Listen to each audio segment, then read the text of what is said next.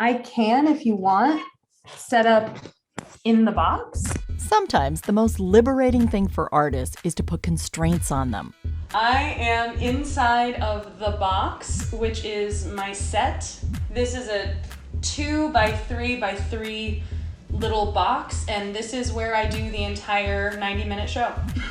Dominique Salerno put constraints on herself in order to create a tiny, site-specific stage that she could take with her anywhere. Like, I wanted to defy limitations by throwing them right into my creative space.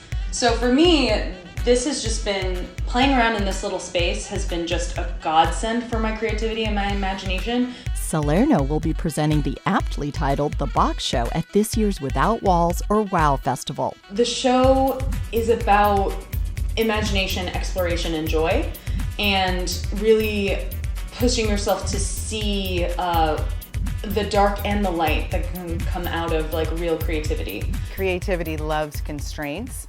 When you don't have everything at your fingertips, there becomes a certain necessity to use what's readily available, or in the case of site responsive work, to have the ability to respond and think on your feet and creatively solve problems, which I feel like is absolutely part of any artistic process. Over at Animal Cracker Conspiracy, Bridget Roundtree and Ian Gunn were still thinking on their feet and problem-solving for their WOW show, TransMythical. The inventive puppeteers were breathing life into creatures both small and large. We're going to have stilt puppeteers on 4 legs. So they're going to be 4-legged animals, winged, with hybrid animal heads and horns, hooves, tails, and they'll be in the mix.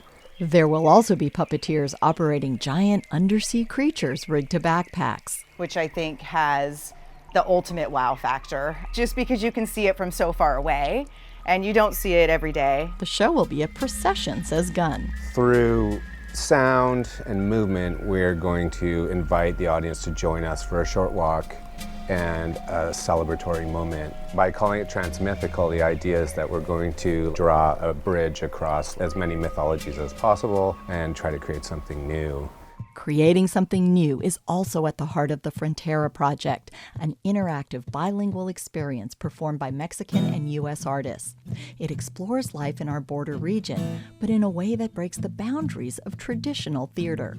There's no chance for sit down and relax and be hoping that there will be a curtain or that a light that will protect you and or direct the sight of the viewer of the audience. And then the audience is asked to engage with the show.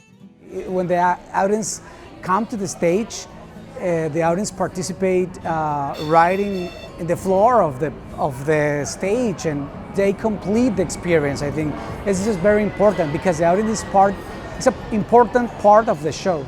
And it's important for audiences to bring an open mind and the imagination to fill in the blanks at WOW. I think festivals like these are really freeing because it reminds us that theater can be anywhere, anything, with any people gathering in a room or in a space or in a field. Or in a box that allows you to defy expectations by bringing your own walls to wow an audience at La Jolla Playhouse's Without Walls Festival. You never know what you're going to find inside of these little compartments. Beth Accomando, KPBS News.